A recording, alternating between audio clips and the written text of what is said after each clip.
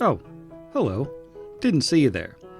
As you may have noticed, this is the 200th episode of Pot Against the Machine, as long as you go by canonical episode numbering and pretend that the 8 episodes that made up episode 100 were all one episode. Whatever. The point is, we've hit another milestone. And there's good news. This one is fewer than 8 parts. The bad news, or other good news, is that it's 3 parts. The other bad or good news, depending on your perspective, is that we finally done it. The thing. We've always been an assemblage of nerds who share a common interest other than TTRPGs. One that we've been joking about combining with our TTRPG habits for more than 4 years now. Literally, the first publicly readable reference to this idea I could find was on the Pot Against the Machine Discord server on March 27th, 2021, when we had only 14 episodes published, thanks Bellendora. We're finally pulling the trigger and doing a musical episode, or 3 episodes. That's right, Scrappers, our plucky assemblage of non-musicians who definitely can't sing well enough to do this are doing it anyways. We've written the lyrics. We've figured out the tunes. We've done the deed. And there's no going back now.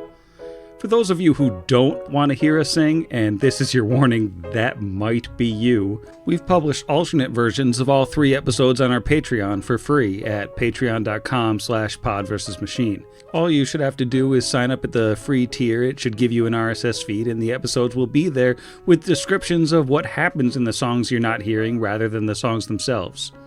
If you, by some chance, want to sign up for one of the paid tiers, there's some bonus content on there, including a multi-part story machine that isn't available anywhere else, some maps from our Brian Identity adventures, and a chance to write personalized Sky Metal dedications to be read out loud on the show. No pressure, just if you're into that sort of thing. There's also a non-zero possibility that some of the songs from this episode or these episodes are going to be released by themselves on the paid Patreon feed in case you hate your ears or whatever. Anyways, thank all of you for sticking with us for a very long time through just over 4 books and 200 give or take episodes. Thanks for your time and for your attention and for your reviews and comments on social media and for hanging out on the Discord and everything. I hope we've been entertaining. Stick around for 2 years from now when we combine the 2-century mark ideas into episode 300, a 24-part musical Starfinder adventure. Until then, you've been warned. This is Pot Against the Machine, the musical. Subtitle, The Most Understated Sticker.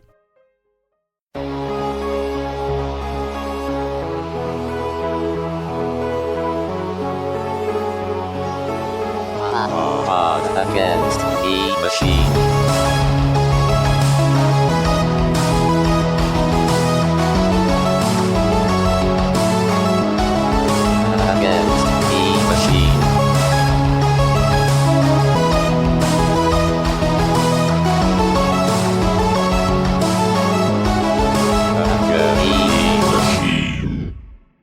Welcome back to Pot Against the Machine, the only Pathfinder actual play that inexplicably transforms into an off-Broadway musical for its 200th episode. And we've consulted the folks in legal. There is no going back now. I'm your host, and here's everybody. There's a song from... Oh, sorry. This is urgent since it's the musical episode. From the 1992 musical Ragtime called You Can Never Go Back to Before. It's You Can Never Go, and then it's back to before without the parentheses. So go listen to that.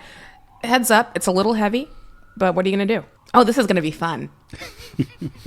Hello. Oh, hi. Hello. Hello. Legal has told us that the show must go on, and it is a clause in all of our contracts. Yeah, it's weirdly binding and a little terrifying. Like bananas. Just this month's GooTube flavor.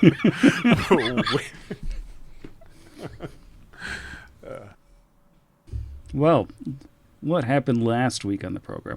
Last week, we rejoined our potty. Off to a great start. We rejoined our party in the liminal space between books where they were doing some downtime activities. Tarazi was mourning the loss of his friend. Alwyn was making stuff. Brixby was scribing stuff. Kira was customizing things with more stickers. So And playing with a cat. And playing with her new cat who has her own face. After 7 days had passed, Tarazi went up to the graveyard that the party has built on the top of the Scar of the Spider, made one final tribute to the Fallen, or at least the most recent sets of Fallen, and was greeted by a friend, a doggy friend, who was sent via some possible divine intervention, it seemed. A big old semi-goopy black and rust-colored dog who now has the name of Rusty. After that, our party journeyed to Chesed for some more shopping and some crafting for hire, as well as to do a little bit of investigation of a literal plot hook that they found a little while back. They met up with the head of an ex-Crusaders support group who wanted nothing to do with the Chapel of Rent Flesh, but was more than happy to tell the party where it was if they wanted to do something about it. Got the chainsaw upgraded, got Kira's intelligence upgraded. Did not get the doggo's intelligence upgraded, but they're trying.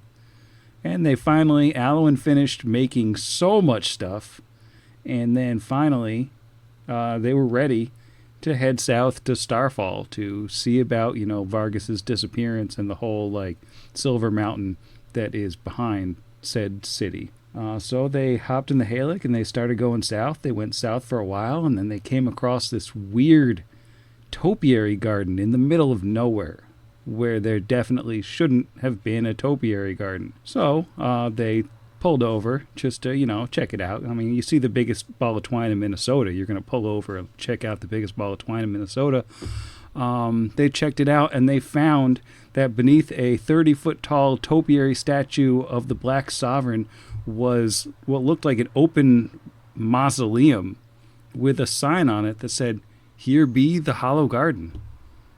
That's where we are now. It's so pretty.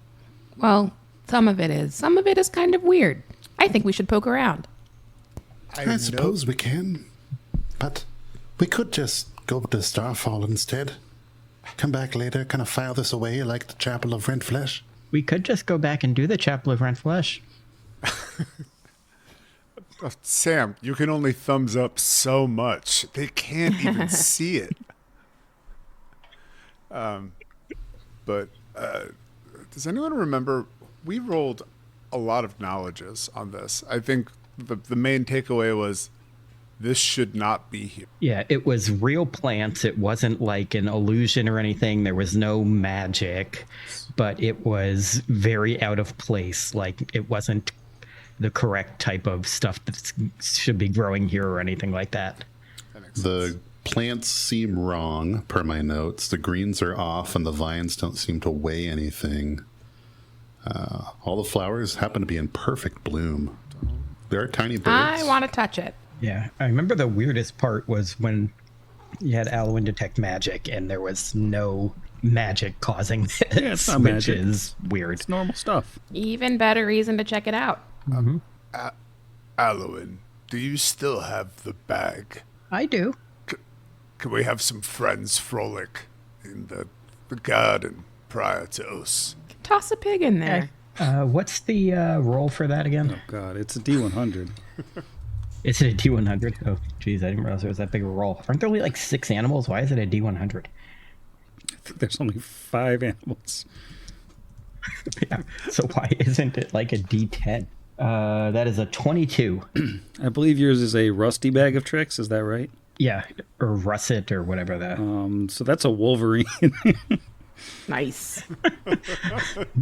So he reaches into the bag And pulls out just Hugh pulls Jackman. out this small, snarling little monster.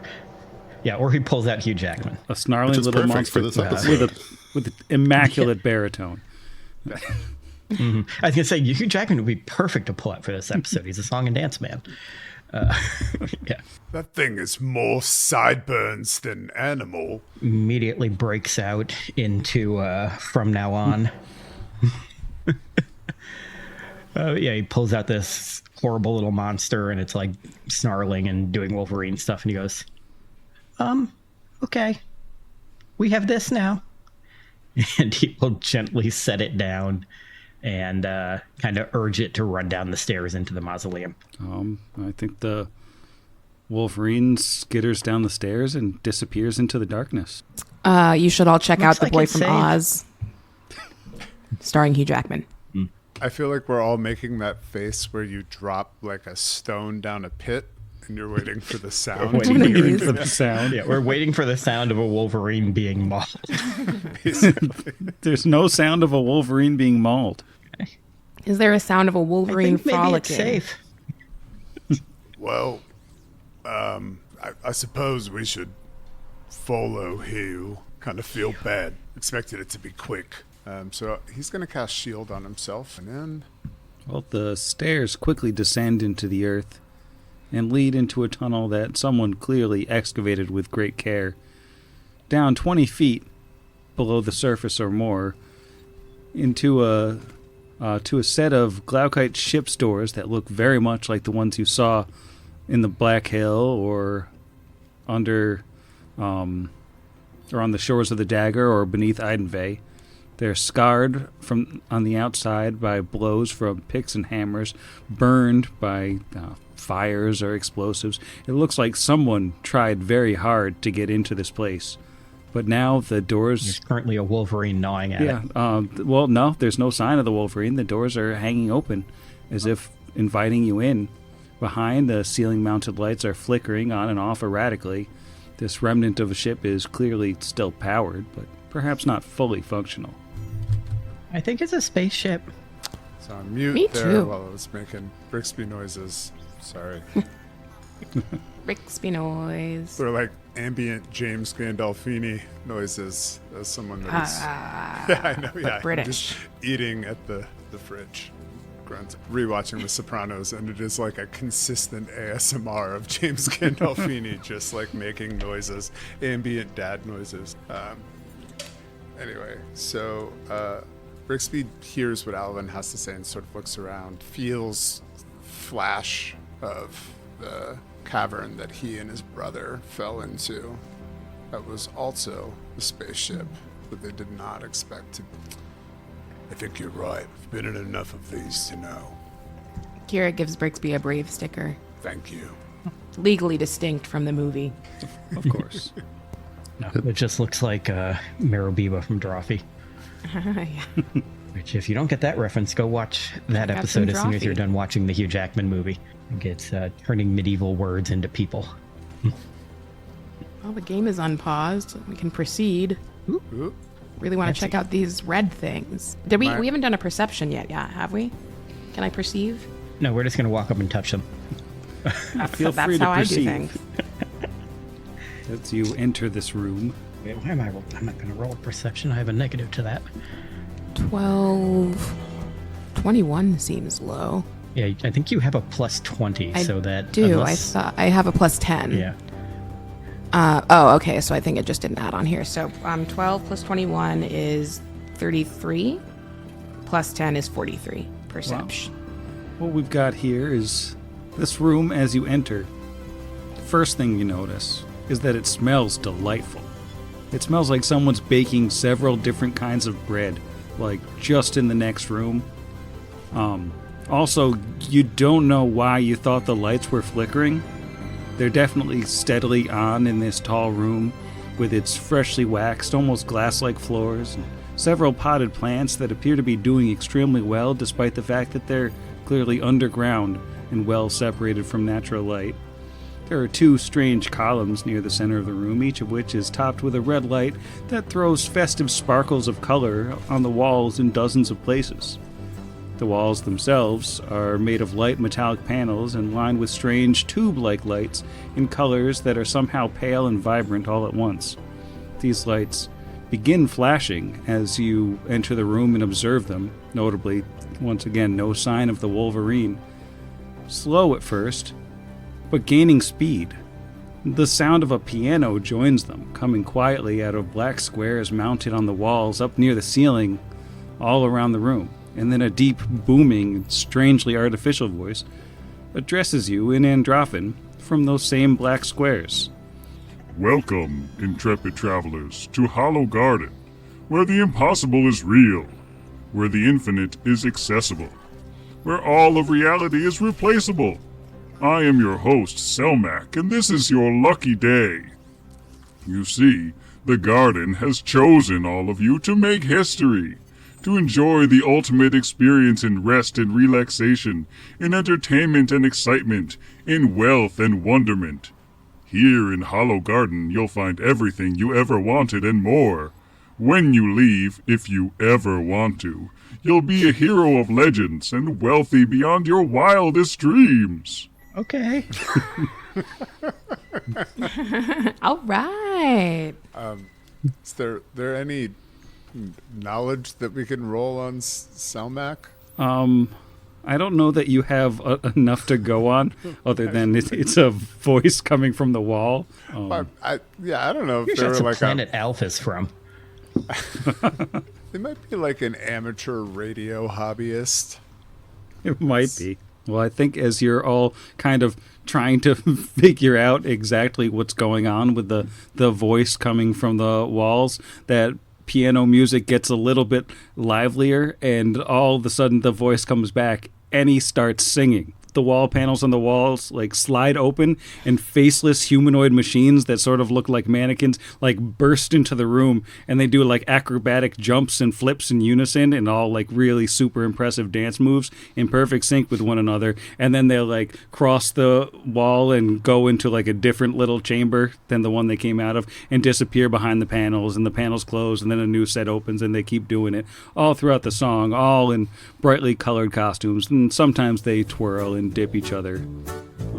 Step into my hollow garden, there's so much for us to start in. Take a seat, we'll pull your heart in. It's all real in Hollow Garden. Welcome all you fine contestants, for such great things you are destined. When you ditch your inhibitions and forget about your missions, we will give you what you want. That is a promise, not a taunt. If you just give us a try, you'll want to stay until you die. The impossible is unthinkable. The only limit is your mind. Give over to my hollow garden. We've joys of every kind. Everything is at your fingertips. The impossible is real. Let all your inhibitions slip. Give into what you feel. My hollow garden's here. You'll never find a better deal. Relax and give your cares up, let your hair down, pull some chairs up. There's no contracts here to tear up, just welcome respite for you to bear up. Your weary friends, forget about the road. We're all designed to help you bear the load. Say goodbye to the drama that you've known. You've earned the break that what you've showed. The impossible's unthinkable, the only limit is your mind. Give over to my hollow garden, we've joys of every kind.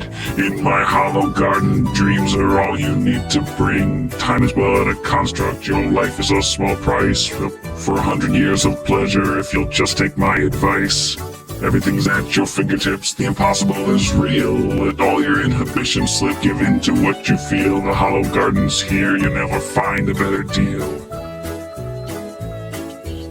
In my hollow garden, dreams are all you need to bring. Fall in love, become a king. We can give you anything. Find a treasure, fly a spaceship. You could even learn to sing. Meet your mother, save your brother, get a beautiful new ring. In my hollow garden, dreams are all you need to bring. Try new drugs, give some hugs, live forever, have a fling. Defeat a league of evil wizards in the winter or the spring. Learn the secrets of the gods, study every single thing. In my hollow garden, dreams are all you need to bring.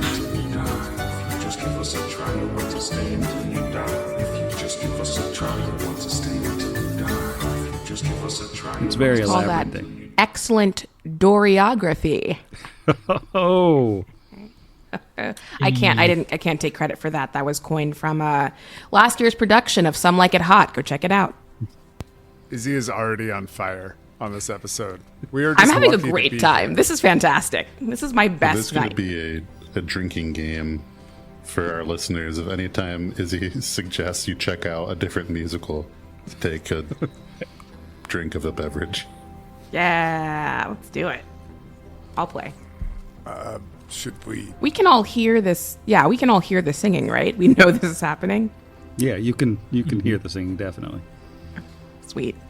I was gonna say, is it like a Bollywood type thing where it happens and then it like cuts back and no, it didn't happen, or? No, it totally happened, and you were all conscious of it. Okay. How diagenic is all of this at any point? So I feel like that is Extremely diagenic. So, do we have to stand here while the singing happens? Is that rude if we were to like try to leave? Or? If anyone tries to leave, Kira will grab them and drag them back. She's watching the whole thing like this. Everyone else, Patreon tier. Her arm just like shoots out and grabs Brixie without even looking. Unafraid to use a reach weapon to bring the rat back. Hooks into his shirt with the lucerne. So in this small little room that you're in, like, you have the doors you came in from on the north end of the room. On the south end of the room, is it like kind of empty space? It's like there's a doorway that just kind of goes into a space that is not. Like you could step in and be anywhere at all. And that voice returns and says, Please, step into your future. Step into the ultimate pleasure experience. Step into Hollow Garden. Did you see a large, angry animal go through here before us? The voice takes a second to think and says, Yes, there was an animal. The Hollow Garden did not select it. It is waiting for you on the other side. Oh, bluff a sense.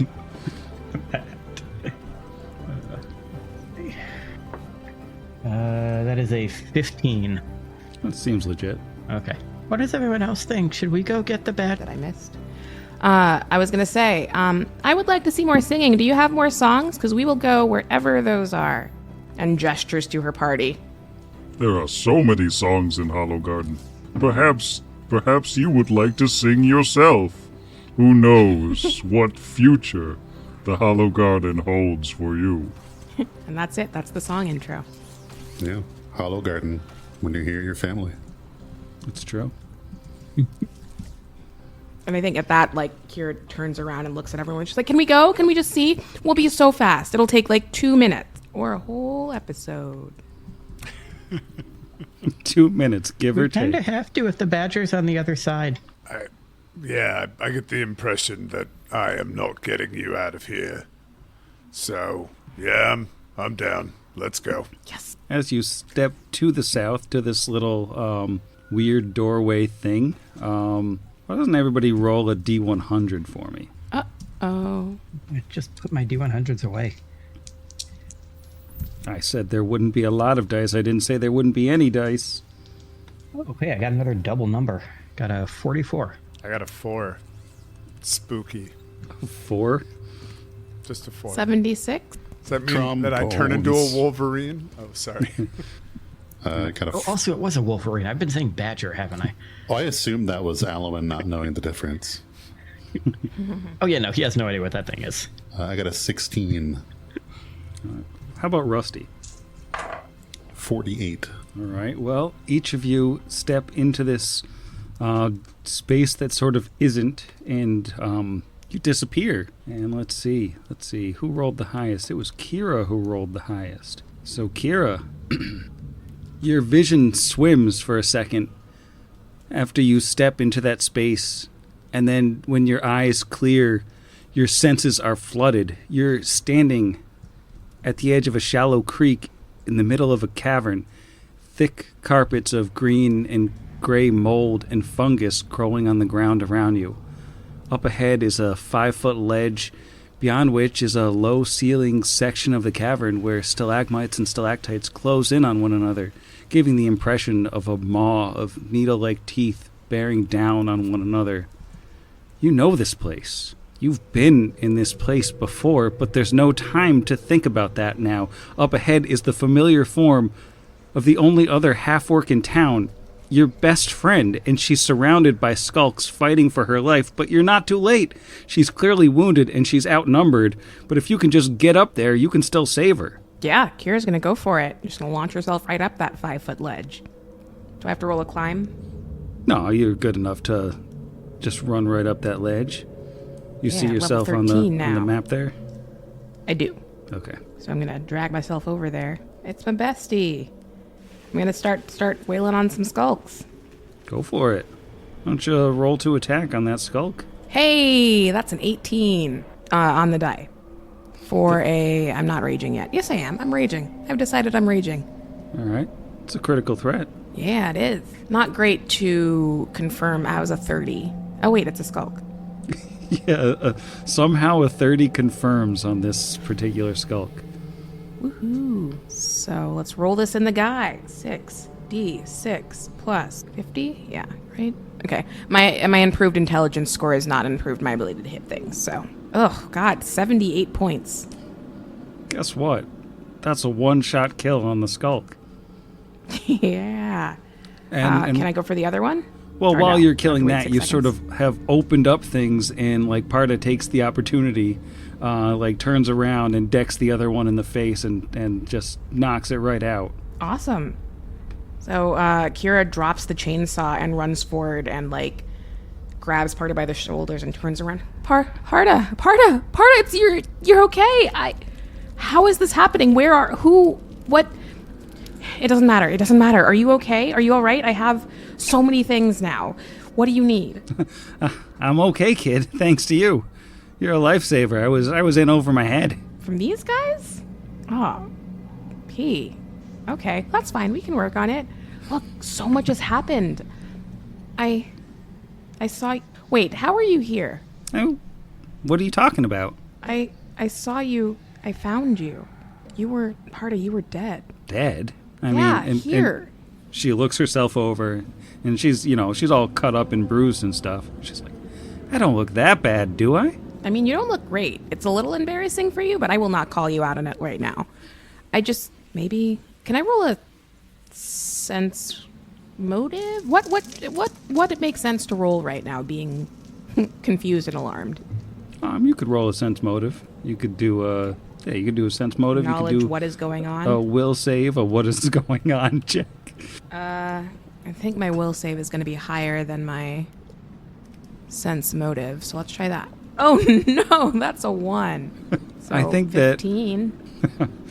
With a 15, I think that like in the back of your, like you remember living so much of your life since you found Parda dead, and you found her dead, but at the same time, this looks real. It smells like the cave. That looks like Parda. It sounds like Parda. Do you remember anything? Did someone bring you back? Parda, so much has happened. I've seen a lot of really bad things, but I've seen a lot of really incredible things too, and so maybe you're okay. What happened? How are you here? I know you're not gone anymore, but how? I came down here with a group, and we got separated, and I lost the rest of them when we were fighting the skulks, and I think I'm the last one left. I was trying to get out of here, but they had me surrounded. Well, you're not alone anymore. And there's weird stuff down here. It's really weird. Like, oh my gosh, I made new friends.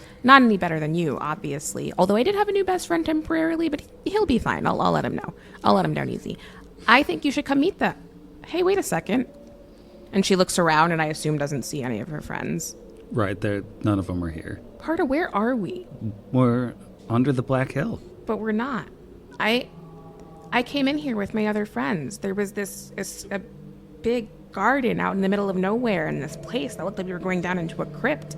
And I took 2 steps and then I was here with you, and I'm so glad you're okay, Parda, but something is wrong. We need to go. She'll grab her hand and she'll reach out and grab her hand, and just for a moment that sensation of holding Parda's hand again is almost overwhelming. And she looks back she looks back for a second and is on the verge of tears, and then is later, okay? I have so much to tell you, but we should get out of here. Let's go. And they'll start heading back toward that little ledge. And Parda And she feels solid, like, and her hand feels like her hand, like exactly like you remember it, but she doesn't move. And she says, "Wait, kid, I haven't been completely honest with you. Well, I know I died. I know that the real me died in this place. Know it because you know it, but the garden, it's like it made a new me out of your head, and that's me. And I'm here, and I'm alive, but I can't leave." oh, okay. Well, have you tried?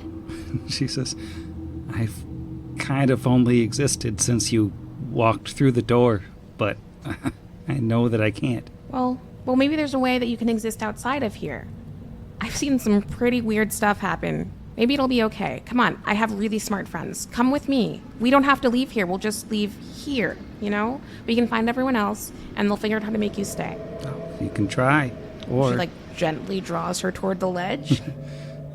she'll go with you towards the ledge, but it seems like the darkness, the strange square that took you to the ledge, isn't there. It seems like the way out is somewhere else. Okay, so she'll keep going forward then. All right, that's okay. I know how to get out of here. Let's go this way, and she'll start back down toward the ship, I guess. And when you get to the back of the room there, and there seems to be, even though it looks like the cave, and it just keeps going onto the back of the passage, just like it did in the real cave, you can still kind of tell, part of you, that there's a door here that's kind of hidden from you and not hidden at the same time. And Parda stops in front of it, and she says, "I don't think I can go any farther than this, but you could just stay." And while she's singing it, we get a montage of Kira and Parda together, fighting Hetuath a little further into the cave. The two of them together dragging Meanda out of the cave. The torch relit with the two of them standing triumphant. The montage shows a beautiful sunny day with Parda rolling out a blanket, a nice clean blanket that doesn't even have a small blood stain on it, in the middle of a field. No dead friends. While Kira plops down a picnic basket, and it's just scene after scene of you having a lovely time, and other friends drop by, all sorts of friends, all of whom are still alive. Do you think we missed our chance to walk into the sun? We dreamed we would get out. Now all of that is done. We blinked our eyes, missed the dance. What would you give for a second chance to build a new life? There's just one catch, but if you want to burn with me, strike the match. Don't blink your eyes, we'll miss the dance. What would you give for a second chance?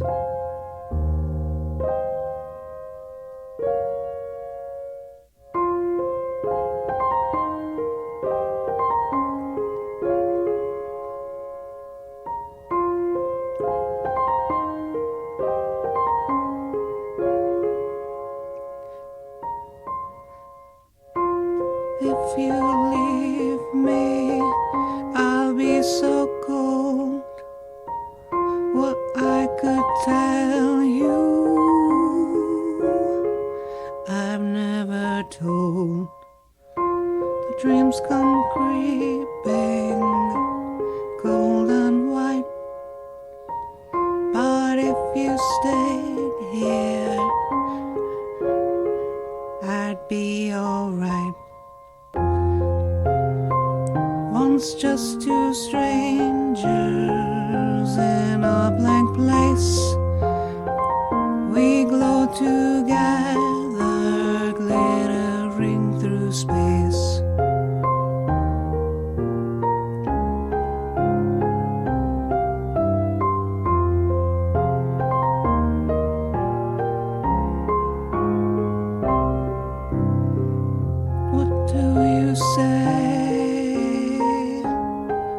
say yes? Will you stay?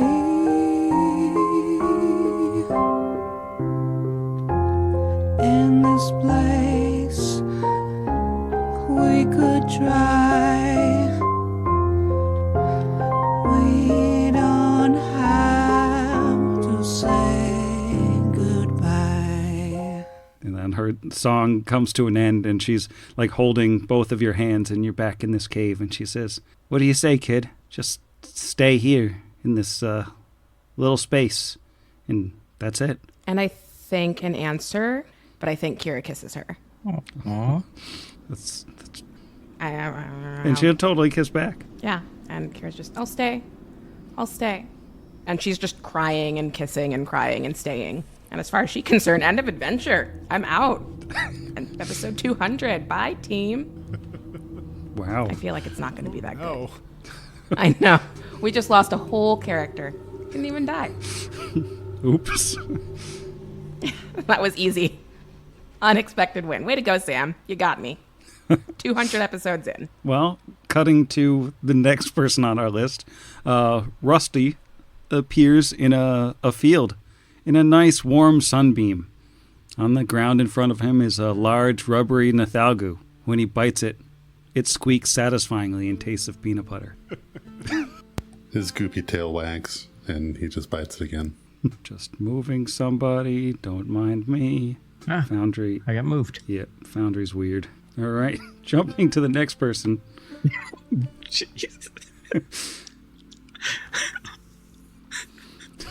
Alwyn, you step onto the pad, and in the next minute, you're pushing through the canvas flap, emerging from a large, heavy tent into a village of them. And it takes you a moment to place yourself, because this place is different. There are people here, injured people and horses and dogs. And the last time you were here, it was abandoned. Purdy Town. All the miners had been kidnapped or had fled, and now it's a tent village, and there's a halfling man in polka dots holding a large chicken with both hands walking towards you. And you start to remember. The disaster with the Zill, it wasn't as cut and dry as all that. The workers here, they need your help. They need you to help them heal and rebuild. You're not a leader here, not a fighter, not a force of destruction, or a harbinger of the unknowable and the strange. You're a helper. The halfling arrives and he pushes the chicken into your arms. Alwyn, finally finished with your crafting for the day? Yes, I am. Terrifying Rankin Bass stock image. No, he doesn't say that. He says, my crafting for the day? Yeah, you're always making some strange and wondrous thing. But now I need you to drop Clucky McChuckles here off at Basari's tent. Okay. And he will reach out for the chicken. Does it, claw at him and attempt to flee? No, the chicken is perfectly content for Alwyn to just take it and hold it. His eyes just go wide, and he kind of gasps softly and says, "Oh, okay." And we'll start bringing the chicken in. Did he point a direction? I pointed over behind him. Okay, he will start taking the chicken off in that way.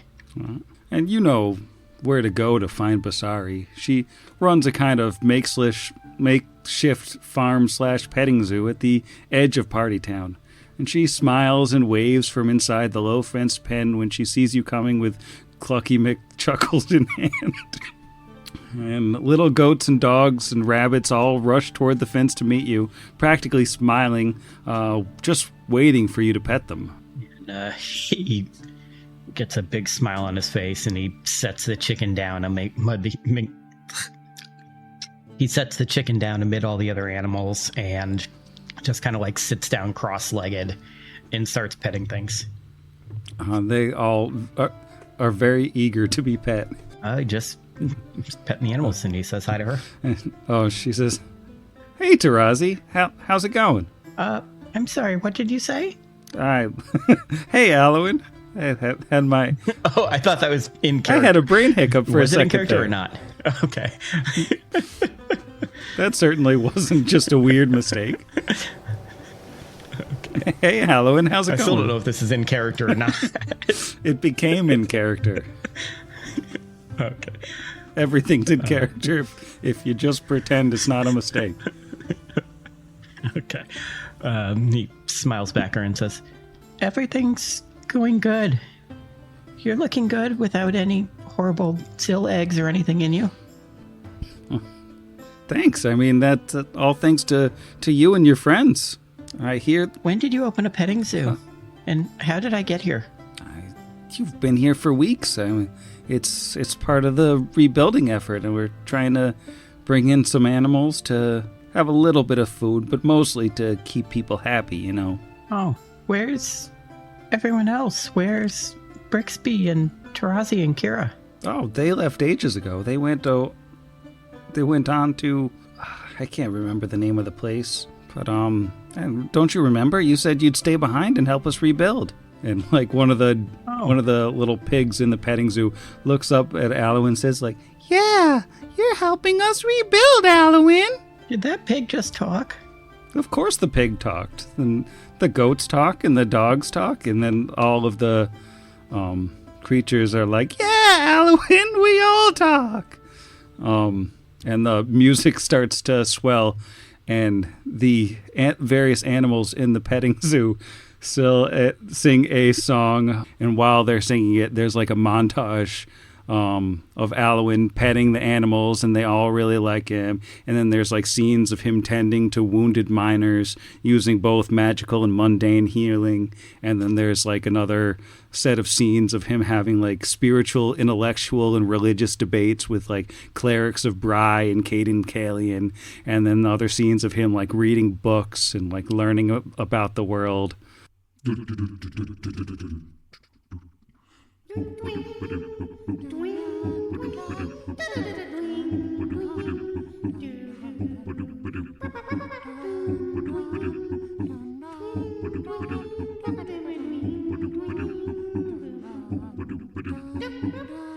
You're familiar with mystery, a universe of secrets before your eyes.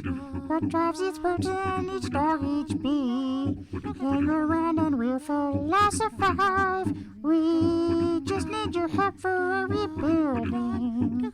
Gotta build a mining camp. Alwyn, we need your help. Alwyn, we need your time. Alwyn, we need you to heal and cure poisons. Alwyn, please help us build so we don't get killed. Alwyn, we would be thrilled if you stayed here. Some of us were killed by alien gestation. You saved the rest, but there's work to do. Workers have flocked here from every nation. Just think how much you could earn here too. And together we'll find insights on the nature of God in our lives. Alwyn, we need your help. Alwyn, we need your time. Alwyn, we need you to heal and cure poisons. Alwyn, help us build so we don't get killed. Alwyn, we would be thrilled if you'd stay here. Alwyn, we need your help. Alwyn, we need your time. Alwyn, we need you to heal and cure poisons. Alwyn, help us build so we don't get killed. Alwyn, we would be thrilled if you stayed here. Some of us were killed by alien gestation. You saved the rest, but there's work to do. Workers have flocked here from every nation. Just think how much you could earn here too. We just need your help for a rebuilding. Gotta build a mining camp. Alwyn, we need your help. Alwyn, we need your time. Alwyn, we need you to heal and cure poisons. Alwyn, please help us build so we don't get killed. Alwyn, we would be thrilled if you stayed here. Alwyn, we need your help. Alwyn, we need your time. Alwyn, we need you to heal and cure poisons. Alwyn, help us build so we don't get killed. Alwyn, we would be thrilled if you'd stay here. Alwyn, we need your help. Alwyn, we need your time. Alwyn, we need you to heal and cure poisons. go and help us build so we don't get killed. And we would be thrilled if you stayed here. And then the pig is like, "Don't you remember, Alwyn? You were going to stay with us forever." I don't know.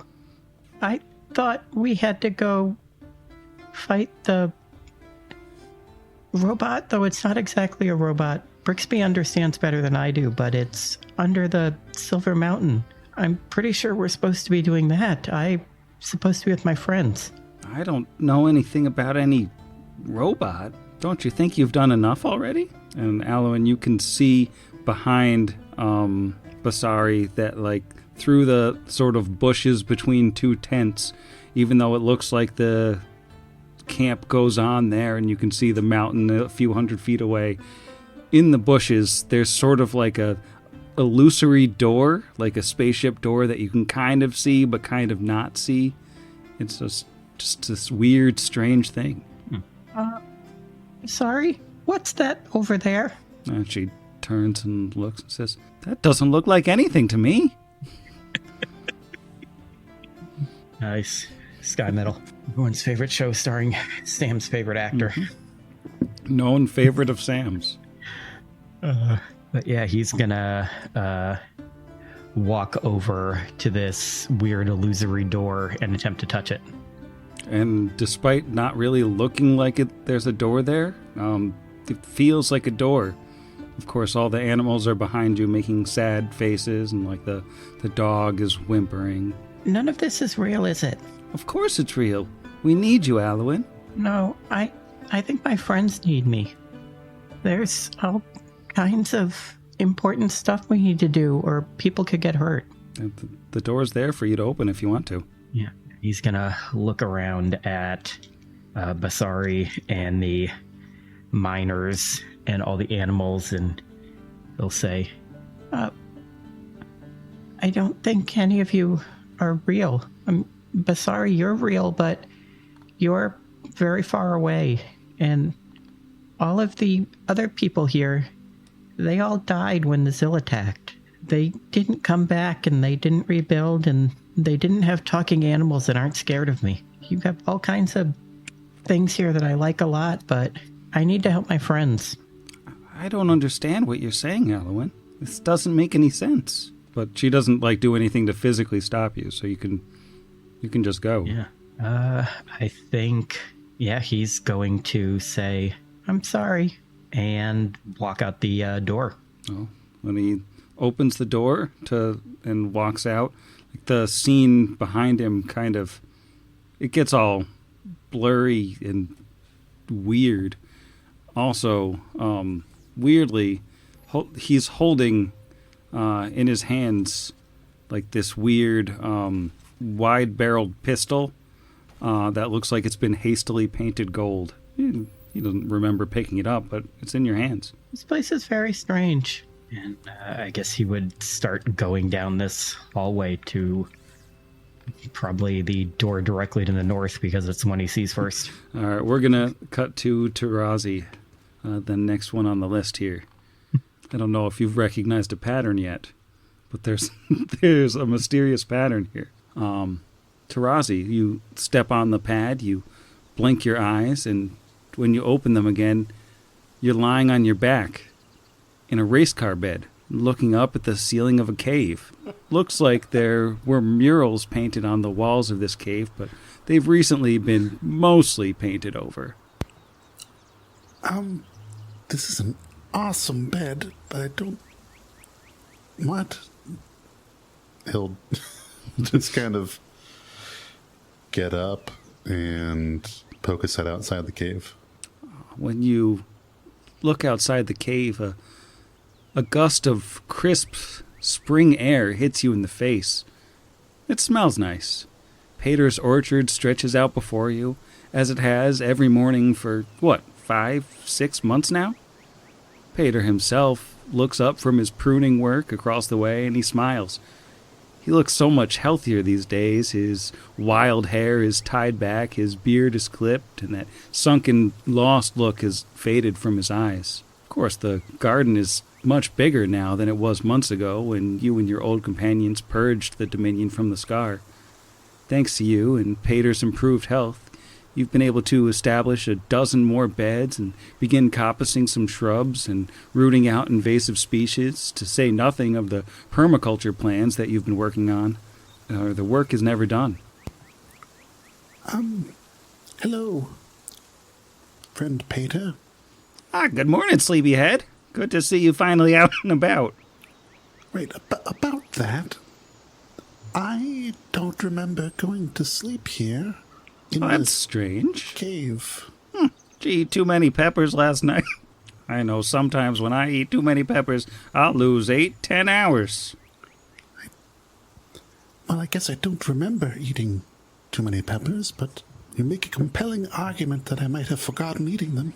Well, I'll grab a hoe. There's no time to waste. The ground is starting to thaw and we're way behind. Pater, the last thing I remember, I had left here and with Brixby and Kira and Alwyn, and we had gone, well, to Chesed, and then on our way to Starfall, we found a garden.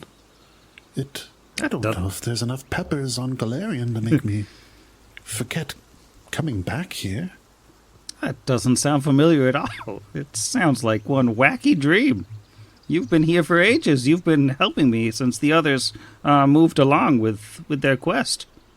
Don't you remember? You decided to leave adventuring behind? I feel like I would remember something like that.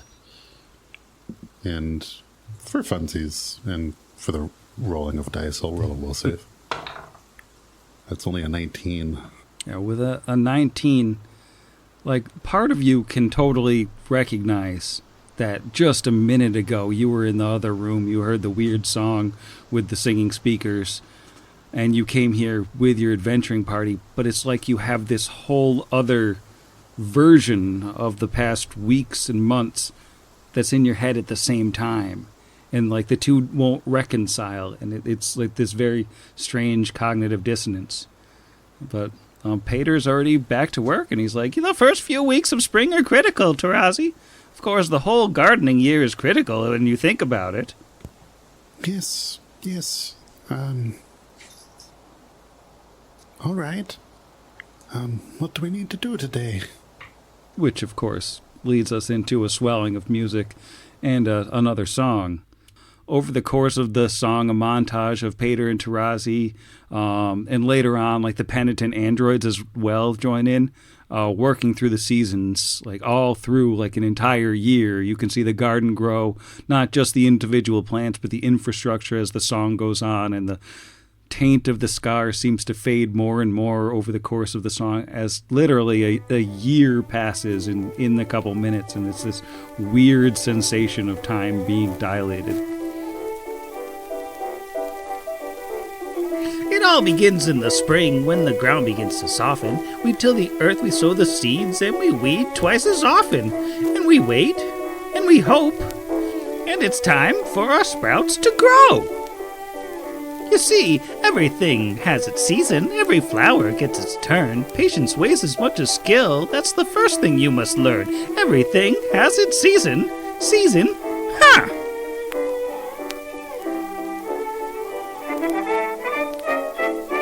In the summer, we feed and water almost every day.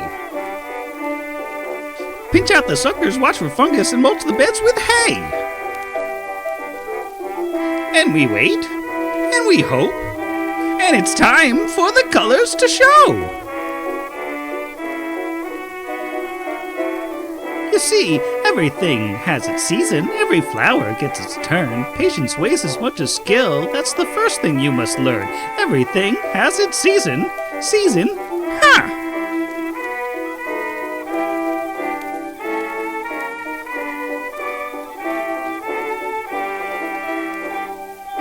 When autumn comes, it's time to harvest and to store. Rebuild our compost, treat the soil, and get ready for more. And we wait, and we hope, and we wait for the frost and the snow.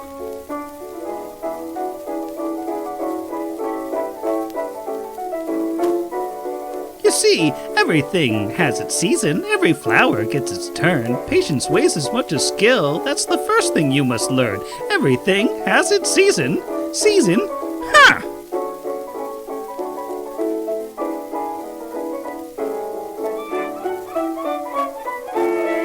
In the darkest days and longest nights, take a moment to reflect. What did the land teach us? What worked? What did it reject? And we wait through the snow, and we wait till it's time to go again. You see, everything has its season, every flower gets its turn. Patience weighs as much as skill, that's the first thing you must learn. Everything has its season. Season? Ha! Everything has its season. Every flower gets its turn. Patience weighs as much as skill. That's the first thing you must learn. Everything has its season.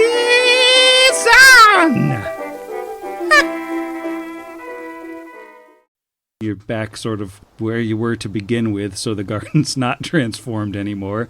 And Peter says, so, that's it. We just gotta keep our heads down and work.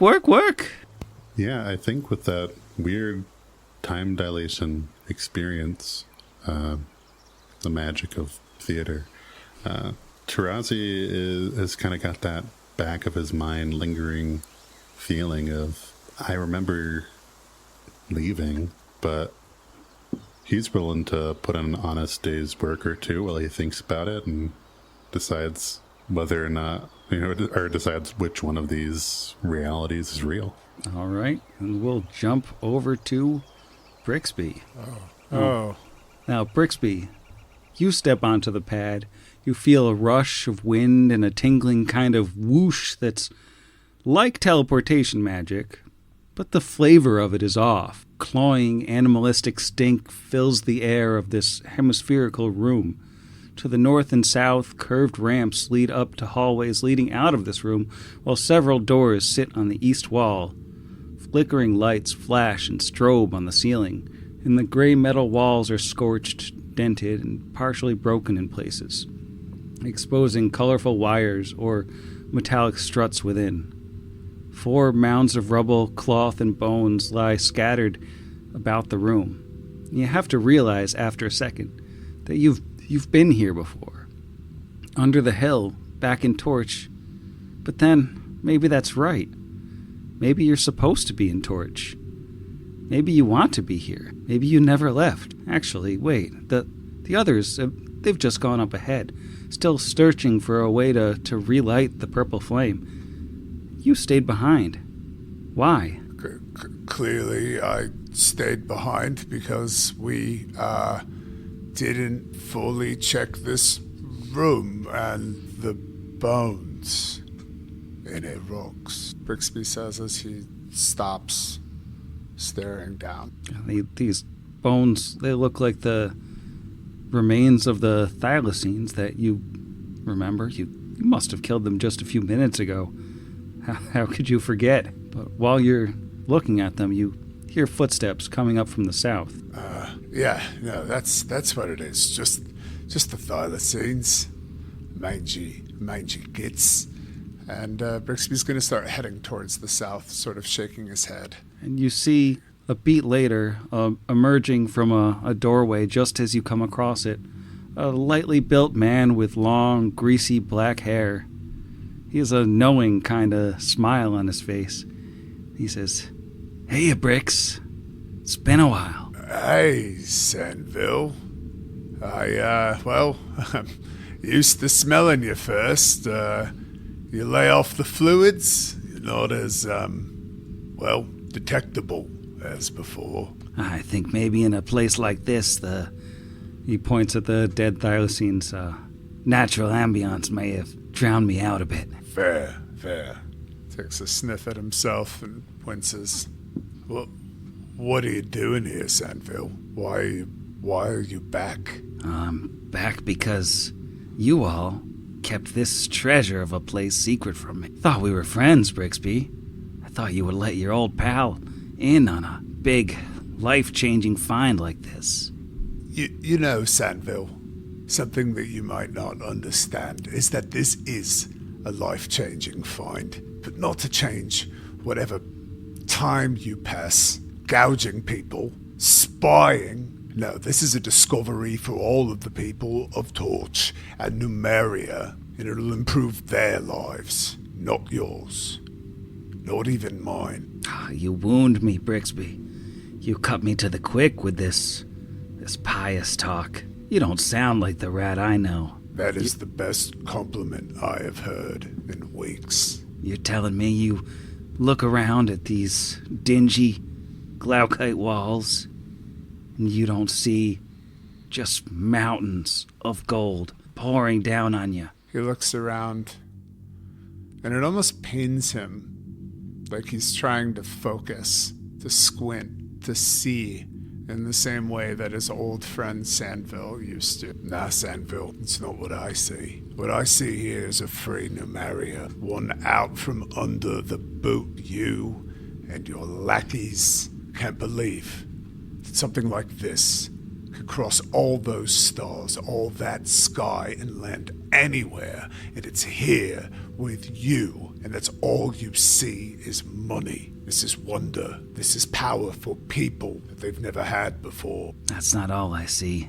I see a rat that's lying to himself. It's telling himself that he's better than he really is. That he doesn't remember where he came from. How close he was to being just like me. See, I'm not the guy with this country under his heel. I'm a victim of circumstance. Same as you could have been. Just a guy who was trying to get by when the technically came knocking at my door. Who was I to say no, Brixby? Would you have said no? Sandville, you do yourself a disservice, canonizing the man that I once knew. But even if I were to extend you the logical privilege of innocence here, yes, I have been taught by a bold and unyielding man who does not get to breathe this air anymore, that you always have a choice, and a choice to do right. You can't fix everything. You can't even stop it from being broken, but it is what you build from broken things. And the fact that you can't look around and see that, the parts of something greater. It's what I am too, part of something greater. They're not here physically, and some of them are not here at all anymore. Even if I am, I might be dead. I don't know what this is, but I do know the rat that you keep referencing, the rat that you know, Sandville, just a small, broken part of a much larger whole that stands in front of you today. It's the sand that gets ground down to make concrete, the eggs that are broken to bake. You don't know this rat. It's on a little top hat. That was not part of the cue, but now it kind of maybe has to be. So there is a diagenic top hat.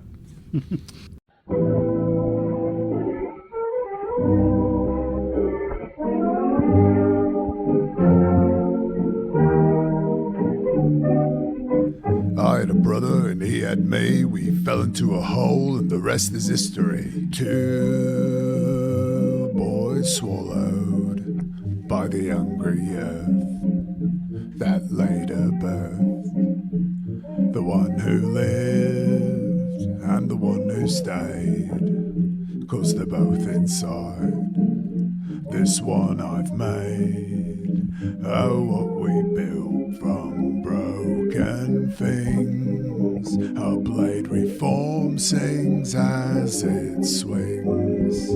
Not who I was, not who we'd be, but something forged where flame met me. Not less for cracks, but more complete. A song stitched up from shattered beats. I carry him in every part. His ghost, my grief, they fill up my hand. Bone can grow stronger where it breaks, and you can't have love, dear, without a few heartaches. So this is all to say, don't throw it away. We have to find a way to fight what we build from broken things. How high we sail on repaired wings. Not just my loss, not just his name, but something bright came from that flame. I watched the sky go dim and grey the day they took my friend away. But flowers bloom on Asher's grave, and through his love my soul was saved. This song is dedicated to anybody who has ever had to make something out of all the little broken pieces that life gave you that you thought would never add up to nothing. And I want you to reach out and grab that thing you made of tiny little pieces, and I want you to hold on to it and love it now. We're almost home. We're more than dust, more than decay. We're what survives, we're what chooses to stay. Each scar a star, each crack a spark, and together we'll remake the skippy-doo-pop-a-doo-pa-doo-pop. Remake the dark. I think after Brixby's song, which is probably quite unexpected for Brixby, Sandville is just standing there watching him, and he gives like the little slow clap. He's like, must be nice. Listen, Sandville, there's no hard feelings. When I say that I feel sorry from you, know that it comes from the deepest love. A friendship and gesture that I offer right now is not condescending. I'm going to share with you an important truth. I used to think that I was just what was left. Two of us went in, I came out. I was what was left. I discovered I'm what came next. You could be too. I broke. People I loved broke, but we built something after could too. And Sandville says, that's all well and good, but I'm dead. You killed me, Brix. I don't get to be something else. Unless, and he smiles, does sort of, it's like he's turning away and then like turns back. Unless somebody were to make me a little trade. What do you mean? Well, Brixby, it's pretty simple. This place, it wants people. It wants people to stay here for a long, long time. Really stretch their legs, really enjoy themselves. People who are alive are worth a hell of a lot more than the dead. What do you say? You give me a chance to step outside, be the adventurer, and you stay here. Take a load off. Enjoy the free entertainment. And that'll build into... And we'll have a montage here of like real scenes from the podcast, but with Brixby and Sandville in reversed positions. So we have like, before the show ever started, Gartone giving Brixby a bag of gold and they shake hands. And then like Brixby driving his overloading cart into Torch to set up a stand on market day. And then the party with Sandville standing with them and Brixby being a vendor, and the party brings him a broken robot to sell it to him. And we have like the scene of Brixby driving his cart, kidnapping Sandville, bringing him to a second location. Do you ever think, Brix, how you and me are the same? The leak pulls on your string, and I'm out of their game? Then I'd be the hero, drowned in treasure and praise, and you'd be the corpse. I can see it both ways. So I've got a proposal. Since this garden is so nice, you've earned a vacation, a chance to indulge your vice. Let old Greasy step in, take on the burden from here. The dead in the mirror ain't as far as they appear. You enjoy yourself here, I'll go on in your place. Keep your disc and your sword and your old rubber face. How many friends have you dropped for a dime? You're no big hero, you're a wizard of crime. A flick of the wrist and a twist of your fate, and the weight of the world would be off of your plate. Pretend if you want, but anybody can see, and you know in your heart that you could have been me. You know, Bricks was the hero, and you were the oaf. Let's end the charade, my fine friend Fof. You found your religion, had your personal growth. Now I'll finish the job, you stay in here and loaf. A flick of the wrist, and a twist of your fate, and the weight of the world would be off of your plate. Pretend if you want, but anybody can see, and you know in your heart that you could have been me.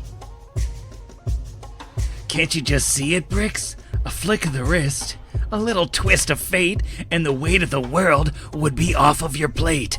Pretend if you want, but anybody can see, and you know in your heart that you should have been me. You should be left all alone to rot dead in that hole. Here's your chance to make good, give back the life that you stole. You did it once to your brother and once to your friend. Take that off of your conscience. You know what's right in the end. Stay right here for a few. It's the right thing to do because you know my old friend. I could have been you.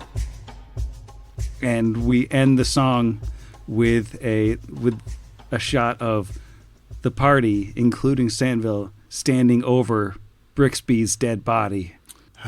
Well, Sandville, it's true, you see. I could have been you, you could have been me. It's not how it works. I spent some time on a farm recently, a garden. I don't know if you've ever seen one of those. You should try. It's not just survival of the fittest, and it's not just survival through circumstances. Sometimes it is just survival. Sometimes there are two flowers, and then the wind knocks over one, falls, and it dies, and it fertilizes the other flower. I see your pain, and I hear your request, but I offer you this. You already are a part of me, and you forever will be. It's better than me being you or you being me. There's space for you in here, for everything else that has tried to break me or has broken me, and now makes me. You can see it as your revenge, or living vicariously, especially every time I look just a little too long at an item that maybe the rest of the party hasn't noticed, or I start thinking about what something's worth. Sure, if that's where you want to find. I can promise you, you will always be with me, from what I took from you, and that is the offer. You will stay here and remain, or you can heal with me. He smiles, and he actually looks a little rueful, and is like, well, I don't know how much change a memory like me is capable of, but you make it sound nice anyway. He sort of cocks his chin over at an empty space that looks like it just leads further south into the room, but if you look at it too closely, it's like a phantom door that is and isn't there to the south. And he goes, if you're going, that's the way. I'm going. Starts to leave, and he stops, and he says, in Sandville, when I'm done, I will plant that garden in Dorge for you, and I will name it after you, and I will tend it, or find someone else to. And your memory can change, because memories are remade every time that they are remembered, every time they are told, they are reshaped and reformed. And even you, one day, just like your old buddy Bricks, maybe, just maybe, could be good. As Hero Lab automatically changes my alignment to CG. You hear like a disembodied ding for the sliding into place on the grid. That is really what he needed, I think, to be confronted with the true chaotic neutrality that brought him to the party. So yeah, if that is okay with you, Sam, I think Brixby is now forever chaotic good. Works for me. Sounds like a good transition point to me. Well, when you open the door, everything goes blurry behind you. Like the figure of Sandville is kind of there, but it's like amorphous and blobby, like a half-remembered figure. And you're out in the hallway with those super shiny floors. Alwyn happens to be standing right there, and you've got a leather money pouch in your hand that you didn't have in your hand a moment ago. And I think after we've gone through 5 different rooms of all the different party members, I'm going to intermission. Let's all go to the lobby. Let's all go to the lobby. I'd like to now recommend We stopped. Urinetown, which actually Zach has brought up before, so Zach will get the Sky Medal for that one. Still Drink, though. Act 1 finale, excellent Act 1 closer. Check it out. It is Good just intermission, Sam. Good intermish.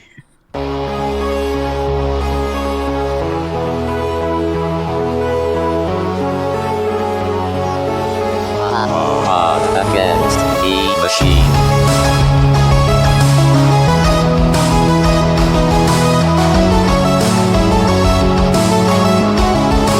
Against the machine.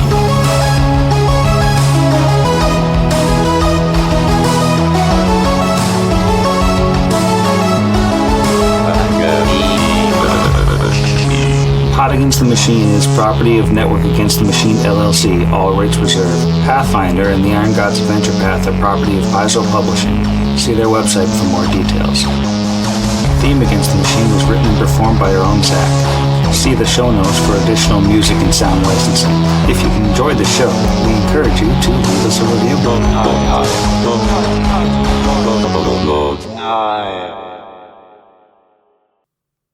affirmation waveforms. Boop. If you want to talk about no turning back forms. my icon on there is Tom from MySpace because I created it and I sent out all the invites. And somebody was like, "That's a Is weird." it the picture of him like in the T-shirt? It's the original, smiling, yeah. Like the And one of the youngest retail managers was like, "That's a weird photo of you," and I just like died. I just I aged so hard in that meeting. Turned to It's dust. everybody's friend. Mm-hmm. Everyone's first friend. Boop. Waveforms. Boop. Kingsley, babe, I'm having a moment. No, now you need to get down. I love my cat. And we'll cut all that out. Boop. Can I just, if it's not a song cue, I will literally die. Yeah, I feel like the song has to go there. Like, cut this all out, but like, boop. Urinetown is truly the like small bladder media that people need out there. As someone that is the partner, it's so good. And I mean, like, it is honestly just like one of those things that stay, the politics stay consistently relevant as like, yeah. And even if it is just like the experience of walking around New York and being like, Jesus Christ, I can't go anywhere to go to the bathroom without buying a like bacon, egg, and cheese or something. Boop. Sure. Do we get the impression? Oh, I was. No. He's talking, but her mic's muted. She was going to reference the off-Broadway Get the Badger musical. Sorry, I forgot I muted. The Badger Mushroom Snake musical. I was going for Stomp, actually, but we'll say Badger Mushroom Snake or whatever you just said. Boop.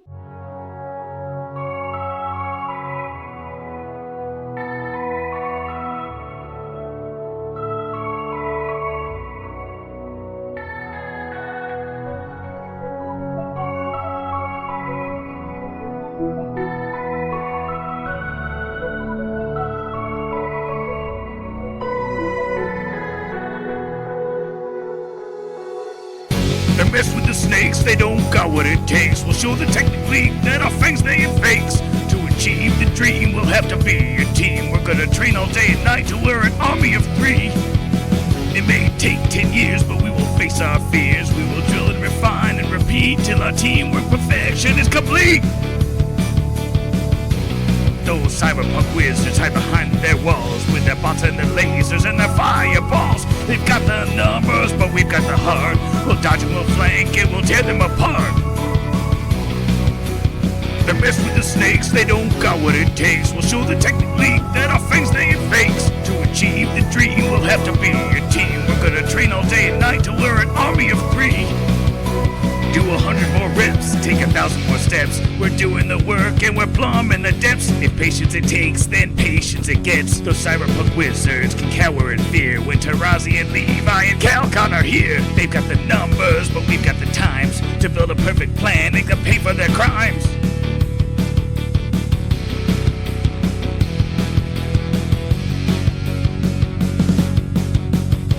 They mess with the snakes, they don't got what it takes. We'll show the technically that our fangs they ain't fakes. To achieve the dream, we'll have to be a team. We're gonna train all day and night till we're an army of 3. They mess with the snakes, they don't got what it takes. We'll show the technically that our fangs they ain't fakes. To achieve the dream, we'll have to be a team. We're gonna train all day and night till we're an army of 3. Army of 3, the best that can be. You and me, an army of 3.